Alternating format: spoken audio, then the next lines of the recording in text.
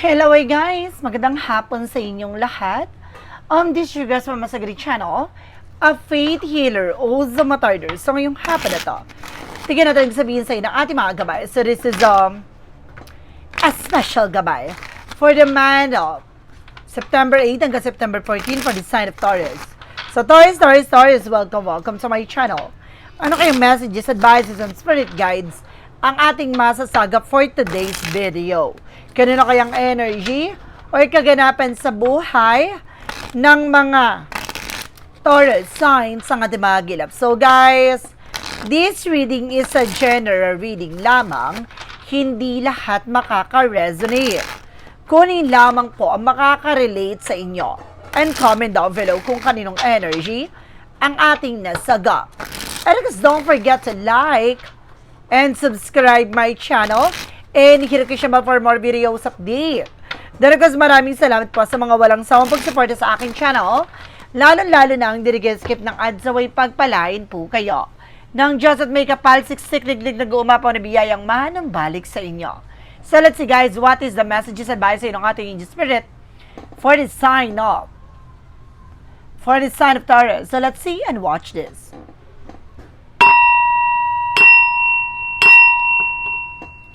Angel Spirit Guides, please give me any information po. Ano kayang gusto sabihin sa iyo ng ating mga baraha? So there's something guys with the Six of Pentacles na magtutuloy-tuloy na about sa finances. No, gaganda na ang daloy ng sitwasyon, gaganda na ang pasok ng pera sa iyo. Na magtutuloy-tuloy na raw magandang kapalaran, maaring may magbayad ng utang or maaring mayroon dito makapagbayad ng utang. And because there's something guys with the 12 with a partnership. There's a give and take guys. No, pagdating sa relasyon, there's a give and take. No, maaaring there's a support with your partner. No, with your husband and wife. Now, there's something guys with a 7 of Pentacles with a harvest moment. Some of you guys, no, ani ka na. No, ng mga pinaghirapan, ng mga pinagpaguran. Ano man yung bagay na yung pinagpursigihan ay maaaring makakamtan mo na. No, makakamtan mo na ang tunay na ginhawa at kaayusan. And there's the lover. Some of you guys, no, there's something in love life. Talaga magdadala sa'yo with a high level commitment. No, maaaring lumago ang inyong relasyon. At maging maganda na ang takbo ng inyong pagsasama. No, at the same time, there's something guys with a 9 of Pentacles, there's a blossoming. Some of you guys talaga may partnership talaga kayo ng person mo na maaaring maging maganda na ang daloy ng kapalaran nyo. Maging maganda na daloy ng pagkakaperahan nyo. Na magiging maayos na ang takbo ng resource of income nyo. And because there's something with a wheel of fortune with a turning back.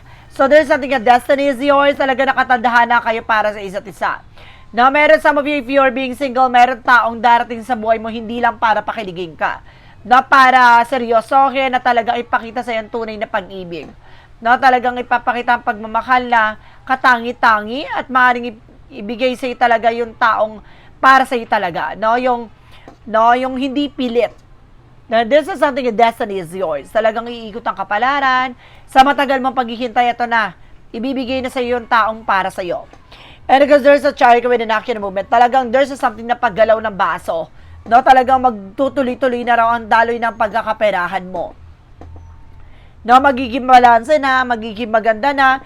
No, basta tutukan mo na ba talaga yung target and tension mo, or either kung saan talaga nanggagaling yung resource of income mo, dapat tutukan mo yon. No, wag kang ma-distract or wag kang papatinag sa mga tao sa paligid mo. Kumbaga mag-concentrate ka at mag-focus ka sa ano ba talaga yung priorities mo. And because there's something with the 10 of Swords, no? Mag-ingat ka lang sa mga taong makakasalamuha mo, mga taong kakausapin mo, makakahalubilo mo. Some of them, guys, traidor. Sasabutahin, tatraidorin, lilinlangin ka. No, there's an impostor din. And there's a 2 of Wands na piliin mo lang yung bagay na alam mo makakatulong sa'yo. No? Yung alam mo magiging prioritize mo. Yung alam mo matututukan mo. No, alisin mo yung bagay na alam mong magbibigay ng distraction sa'yo. And because there's something guys with a 4 of Cups, just reevaluate or analyze. Pagdating sa relasyon, pag-isipang mabuti yung bawat action and decision. No, hindi pwedeng ura-urada, bira-birada, kailangan pag-iisipang mabuti. No? At least to naman yung bagay na iyong gagawin. No, there's something guys with a Page of Cups. No, listen to your intuition and listen to your gut feeling. Lagi kang makikinig sa iyong vibration, sa nararamdaman mo dahil hindi ka ililigaw nito. Dadaling ka sa mas makatotohanan. No, ano man yung bagay na iyong iniisip, no, gustong gawin, gawin mo. No, tama ang iyong gabay na dapat yung bagay na ay may sa katuparan mo na. And there's an Empress card for revert. Some of you guys, kailangan nyo talaga mag-disconnect from the world. At the same time, mahalin mo ano man yung bagay na meron ka sa ngayon, ano man yung mga bagay na pinangahawakan mo. No, there's a blessing coming in. Or some of you guys, talaga may bagong biyaya, bagong oportunidad, bagong blessing talaga na paparating sa'yo. So, let's see, what is the Six of Pentacles and the Chariot card? Represent with the Five of Wands. Mag-ingat ka lang, no, sa mga taong makakasalamuha mo kasi some of them, guys, guguluhin ka. Lilinlangin ka. No, there's a complication. No, pag-ingat ka rin with action and decision dahil some of them, guys, lilituhin ka, lilinlangin ka. There's something that's that card. No, there's an ending in your beginning. Ibig sabihin, matutumbok mo na kung sino ang traidor o kung sino ang sumasalbahe behind your back. No, na sumisira ng magandang daloy ng iyong negosyo o hanap buhay. Now, there's something in page of being curiosity. Tutuklasin mo or malalaman mo na nga ba? No, parang sinasabi dito, piliin mo lang yung mga taong pagkakatiwalaan mo. And because there's something the Knight of Swords, there's a success drive-in na may mga bagay na unti-unti na magtatagumpay at bibilis ang takbo ng eksena na to. And because at the same time, there's an Ace of Pentacles, there's a big shot, a big money coming in. At may malaking pera, malaking oportunidad, malaking blessings na maaaring dumating. Now, there's a material abundance and material success. And there's a Nine of Cups. There's a wish fulfillment. Nag-uumapaw na kaligaya, nag-uumapaw na saya. No? At talagang, itong bagay na to ay matagal mo nang hinilingan. No? There's something, a wish coming true nga. No? At the same time, for the outcome, there's a hypothesis, there's a lot of hidden agenda or hidden enemies. Maraming mystery sa likod ito. No, malalaman mo na kung sino ang traidor, malalaman mo na kung sino ang misteryong may inggit sa'yo. And there's a Six of Swords with the transition, unti-unti ka na raw makakalis sa hindi maganda sitwasyon. No, malalaman mo na nagbibigay blockages, o malalaman mo na yung nagbibigay bagahe, no, sa buhay mo. And of course, there's something the Ace of Swords with the breakthrough. Some of you guys, may tagumpay talaga, na maaaring malasap mo na, maaaring makamtan mo na, maaaring marating mo na. Now, there's something, guys, with the Queen of Pentacles, maging practical at secure ka sa lahat ng plano mo, sa lahat ng bagay na gagawin mo, pag-ingatan mo ito. So, let's see what is additional messages. So, there's something, the Two of Swords, na nagkakaroon ka ng indecision, but because of this situation, no, kailangan mo makikinig ka sa nararamdaman mo, at makikinig ka sa iyong mga gabay, dadaling ka niya sa malaking oportunidad at malaking pera. No? And there's a Ten of Cups with the happiness at the end of the time, magiging masaya ka. Magiging maligaya ka. Siguro there's a something proseso, no? So ito parang there's a revealing from the framework, no, lead to success. Ito yung daan patungo sa tagumpay, kaya huwag ka mag-alala, huwag kang lumiko, tuloy-tuloy mo lang yan. Makakaranas ka ng rough road, no? Maraming mga struggles, obstacles, but definitely, kailangan mong bayuhin yung bagay na yan, no? Huwag kang patitinag. No, dahil dyan mo makikita ang tagumpay talaga. So, let's see what is additional messages for finances and career, love life, at kalusugan. Alamin natin? Yan, let's watch this. Okay, so we're back. So, nandito na tayo about sa finances and career, love life, at kalusugan. So, let's see, guys.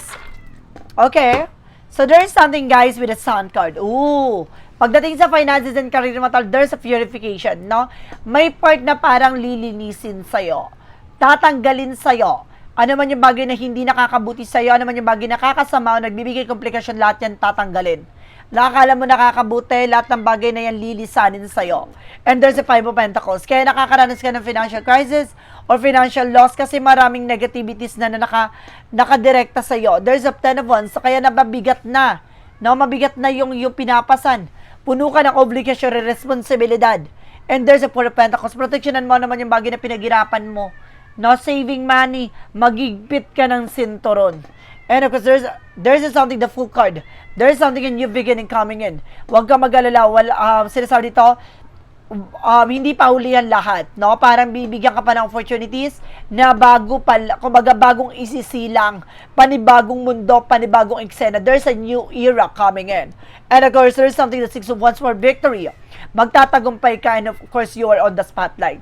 No, maraming nga taong nga kangaan ka, maraming taong titingilain ka. So, there's something additional messages about tayo sa love life. So, there's the word card. Some of you makikilala mo yung first mo international or maaaring sa mundong ginagalawan nyo, no, talagang magiging mas makulay.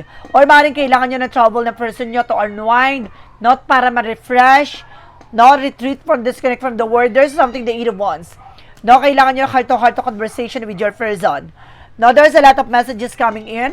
Some of you makakatanggap ka ng phone call messages and email. And there's another kasi may offer that brings you with a higher level commitment. Some of you ikakasal or maaaring magkaroon ng engagement, proposal, na maaaring gumanda na ang inyong relasyon at pagsasama. So there's something guys with a Four of Swords. So kailangan nyo rin ng pahinga. No, masyado kayo nag-overthink, paranoid. No, masyado nyo iniisip kung ano-ano iniisip nyo with your partner, with your person. Maging aware. Meron na si sense ako with apology. Baka maghingi ng tawad sa'yo, baka humingi ka ng tawad with your person. And there's a star card. No, there's something, a wish coming true. Some of you, matutupad talaga yung mga pangarap mo.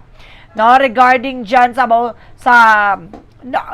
relasyon, pamilya ay maaaring magkaroon ng kagalingan sa pagsasama at pagbubuklod. There's something that I research. Sabi ko na nagkakaroon ng anxiety, sleepless night.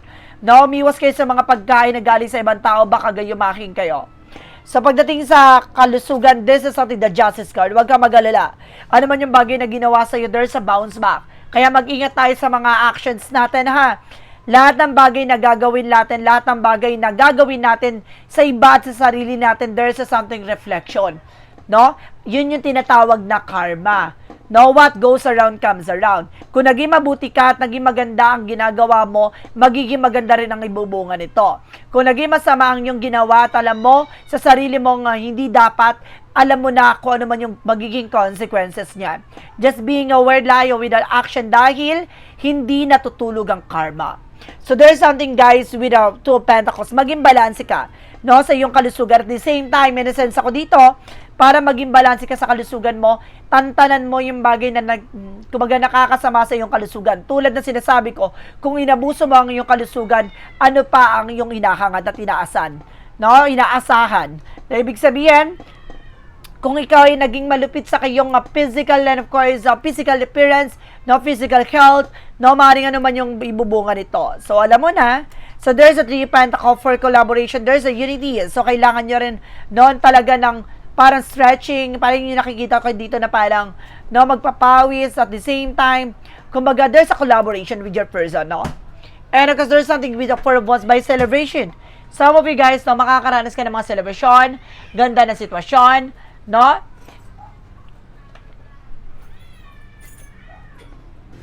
So, let's see, additional messages. So, there's a judgment. No, there's something a wake-up call. Paalala lang sa'yo na you need to pay attention. Na mag-ingat ka at maging mabusisi ka pagdating sa kalusugan mo. Kumbaga, pinapaalalahanan ka dito na maaaring nagiging abusado ka sa iyong kalusugan. No, maaaring lagi kang puyat.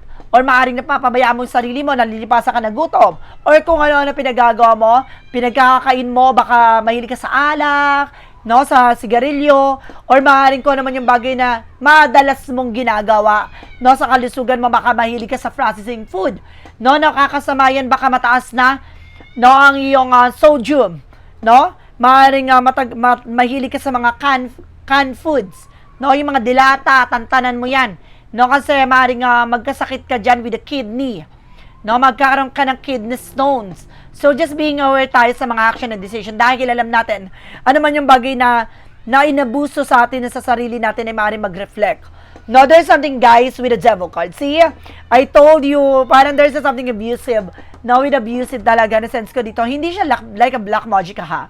Wala ako na sense with a black magic, but definitely, parang may na-sense ako dito talagang inabuso mo ang iyong sarili. Tantanan mo, ano man yung bagay na nakakasama sa iyo kalusugan. Sa ngayon, hindi mo nararamdaman, pero sa mga susunod na araw, no, malalasap mo ang tunay na sarap. Talaga. So, let's see. additional messages with an angel spirit with the magical fire messages, advices, and it goes a pick a card, yes or no. So let's watch this. So we're back. So nandito na tayo guys with the magical fire messages, advices for you. Natawa ako doon. Natawa ako doon sa eksena na yun guys. No, parang biglang, oh my God, parang nabuhay yung katawan lupa ako sa pagre-reading na to. Tatawa ako. Ay, gusto ko, very entertaining guys. No, some of you guys, no, talagang baka napipika kayo or parang naiinis kayo doon sa mga pasabog kong mga ganon, pasensya na po. Na parte po kasi yan ng personality ko. Yung medyo mayroong katatawanan ng halo para naman maging masaya yung reading, diba? Hindi para pagtawanan yung reading nyo, kundi para, diba, para mabuhay ng yung loob nyo dun sa reading na yun na parang may mali. Pero kailangan natin, diba? Di tama at the same time, no, merong, kumbaga mataas kasi yung sense of humor kapag dating sa mga bagay na yan. So, diba? Ganun lang yun. Pasensya na po kung parang na-misinterpret nyo yung gano'n, ha? And there's a pregnancy. Some of you maaaring magbuntis. No, baka gusto mo magbuntis, magbubuntis ka na talaga. And there's a business venture. See, some of you guys, no, there is something, new business ideas, opportunities, new business ventures, and there's a let go. No, kumbaga, pakawalan mo raw yung mga bagay na hindi nagsiserve. Yung bagay na hindi nakakatulong for you. For yin and yang oracle card represent what? So represent guys with a party, having fun, enjoy your life. So ibig sabihin dito, hindi masamang maging masaya pero so kailangan pag-ingatan din natin, no? Baka may sa parties. And there's something in healing. So magkakaroon ka ng healing dito guys. Magkakaroon ng healing from inner child, no? Marami kang karanasan sa pagkabata mo na parang nagsisingin sa'yo. Now, there's something, a celebration coming in. Na maraming celebration na magaganap. No, at the same time, there's a truth. No, ito yung mga bagay na maaaring ilatag sa'yo, yung katotohanan sa likod dito. So, let's see what is the synchronicities represent what. And there's a faith. No, magtiwala ka. Na lahat ng bagay na ito ay maaaring may magandang kahihinatnan. There's an artist. No, maaaring kailangan maging creative ka sa lahat ng ideas mo. No, kailangan na lagi mo pakakatandaan yung possibilities, no, yung kalalabasan, ng eksena na yon, hindi pwede pala decision tayo. And there's something that trust. No, kailangan nyo magtiwala at maniwala din sa sarili nyo. Minsan na panghihinaan kayo ng loob, bagkos kailangan nyo patatagin ang inyong sarili sa mga karanasan na yan dahil nasa tamang progreso ka at nasa tamang proseso ka. Hindi mo man nararamdaman na wala ka nakikitang any meaningful progress, but definitely, you're on the right track. Nasa tamang direction ka. With the romance angels, represent with the trouble. Some of you guys may trouble talagang magaganap. International ba yan or local? And there's a marriage. Some of you talaga may ikakasal talaga dito. No, there's something, sacred union, talagang pagtatagpuin na talagang pagbibigkising kayo sa isang chapter. For Archangel Michael. And focus, sabi ko na nga ba guys, focus upon divine perfect health. Pag-focus kayo sa health nyo. And keep your eyes on your target intention. No? Tulad na sinasabi ko, tumuto ka na ba talaga yung intention mo? Yun ang kailangan yung pakakatandaan.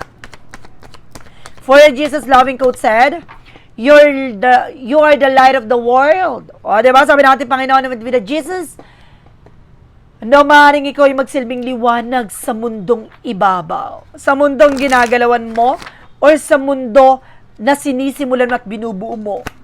What is additional messages with an angel's number? Oh my God, there's a 999 for release. May mga bagay na kailangan tanggalin, alisin at baguhin. Your current circumstances are ending. So might take advantage of better ones. If you're experiencing a significant change or conclusion viewing your life as a series of cycle of chapter may be helpful. How can you make room for something to new emerge? No, paano mo mababago ang sitwasyon kung hindi mo babaguhin ang sistema? Diba? May bagay kang kailangan matutunan sa lahat ng mga bagay na pinagdaanan mo. So let's see what is the Money Move Oracle deck. Represent with authority. Diba? You have the power and you have self-confidence. Lakasan mo ang loob mo. Kayang-kaya mong gawin yung lahat ng bagay na yan. Magkaroon ka na ng respeto at disiplina sa sarili mo.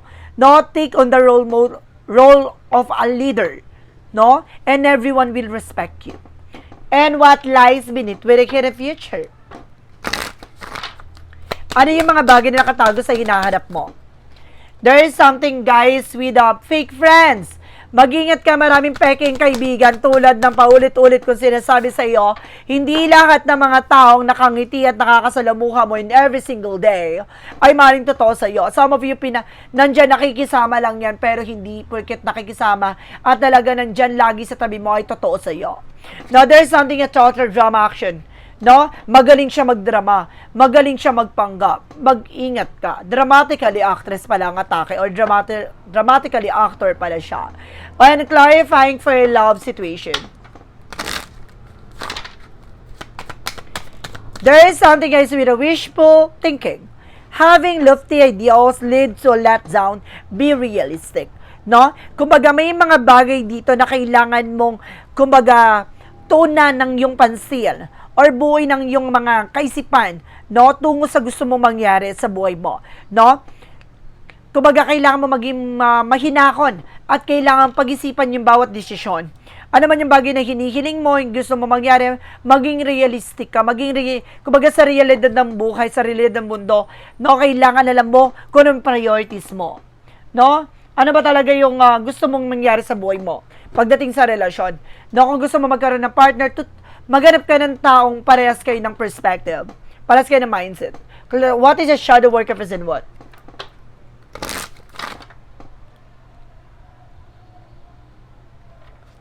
So, let's see. Shadow work represent what? So, there is something inner cosmos. Trauma seeing go deeper. Ibig sabihin dito, kailangan mo tanggapin ang liwanag bago mo makita, no?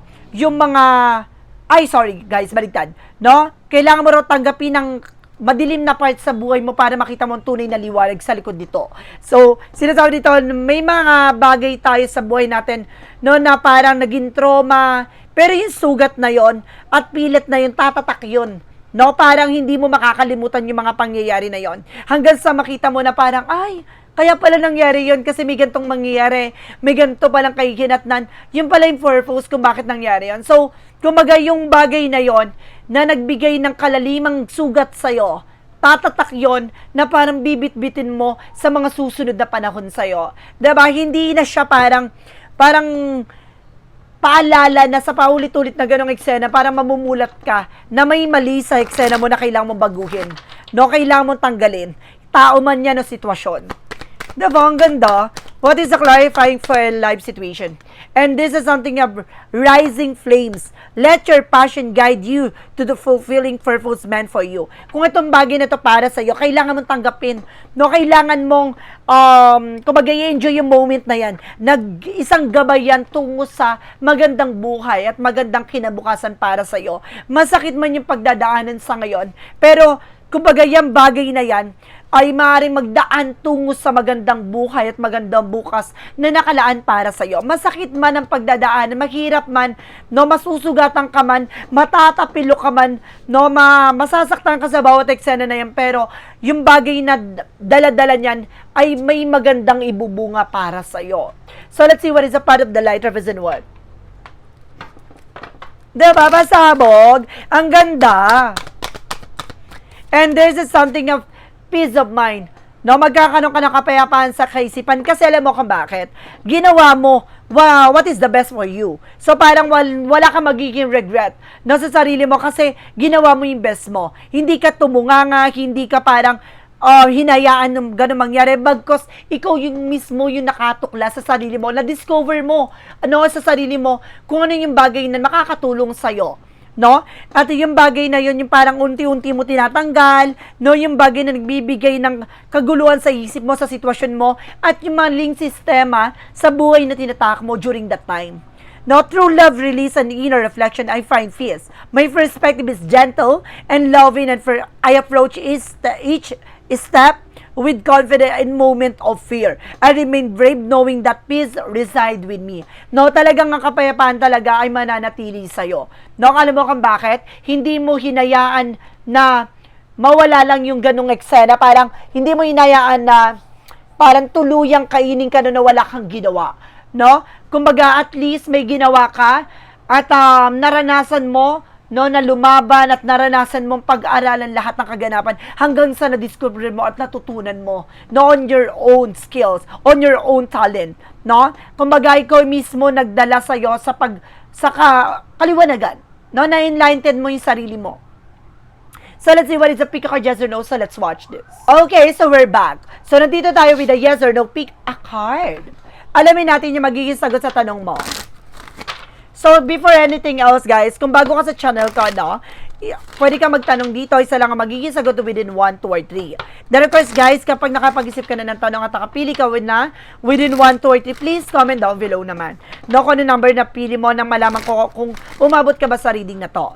Then, of course, guys, no, maraming salamat sa mga nag-share ng aking video sa mga uri ng social media platforms. Maraming salamat po.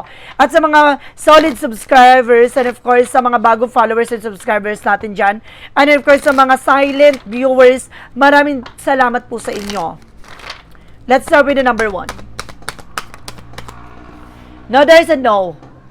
Feeling fragment cracking under pressure. So sinasabi dito, no, huwag mo pagpilitan yung isang bagay na alam mo may lamat na.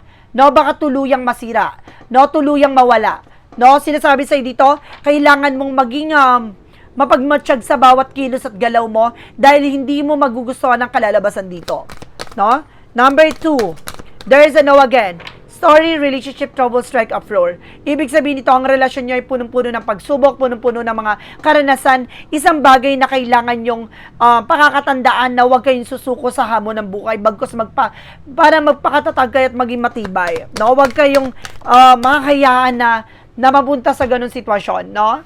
There's a no. Learn from experience, or old ways no longer work. Ibig sabihin daw dito, no, matuto ka na sa pagkakamali mo, huwag paulit-ulit, no? Matuto ka na sa mga naging leksyon, no? Baka paulit-ulit yung cycle, paulit-ulit yung eksena kasi hindi ka natututo. Huwag kang makulit, no? Ang makulit pinapalo sa puwet. So guys, sinasabi sa'yo dito, mag-ingat kayo dito sa mga bawat kilos at galaw nyo dahil sinasabi sa'yo dito, lahat ng gagawin nyo ay may kaakibat na consequences, no?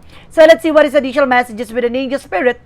Maraming salamat po pala, no, sa mga walang sawang pag-support sa akin channel. Of course, guys, this reading is a special gabay for the month of September 8 hanggang September 14 hanggang September 14 for the sign of Taurus. So, Taurus, maraming salamat po pala for this wonderful reading. So, once again, this reading is a general reading namang. Hindi lahat makaka-resonate. Kunin lamang po ang makaka-relate sa inyo and comment down below kung kaninong energy ang ating nasagap. And of course, don't forget to like and subscribe my channel and hit the notification bell for more videos update. Pero kasi maraming salamat po sa mga walang sawang pagsuporta sa aking channel, lalo-lalo na ang skip ng adsaway pagpalain kayo ng Diyos at may kapal siksik liglig na gumapo na biyayang manumbalik sa inyo. Maraming salamat guys. See you in the next video. Bye-bye and babush!